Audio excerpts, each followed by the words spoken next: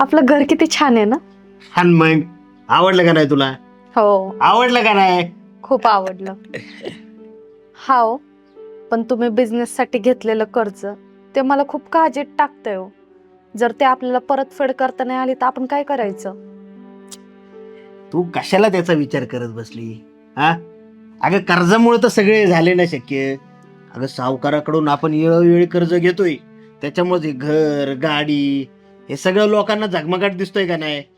मग त्याचा विचार कर ना तू. ते कर्जाचं काय डोक्यात घेऊन बसली? आज ना उद्या आपण फेडणारच आहे किती. पण अहो, दुसऱ्यांच्या पैशावर आपण किती दिवस जगायचं? आणि हा पैसा, ही संपत्ती आपल्या मोकळ्या श्वासाचा गळा घोटते हो. तू आहे ना खरंच नव्या पिढीतली बाई आहे, पण जुन्या लोकांचे विचार डोक्यात येत तुझ्या. कोण म्हणलं तुला दुसऱ्यांचा पैसा आहे? अगं कर्ज घेतलंय आपण ते फेडणार आहे म्हणजे आपलाच पैसा झाला ना हा. हा आता वेळोवेळी जसं येईल तसं फेडायचं. त्याला काय, 4-2 रुपये व्याज गेलं तर गेलं.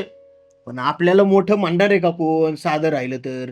हा, कर्ज आहे तर बंगला आहे, गाडी आहे, शान आहे. काळजी नाही करायची जास्त. हा.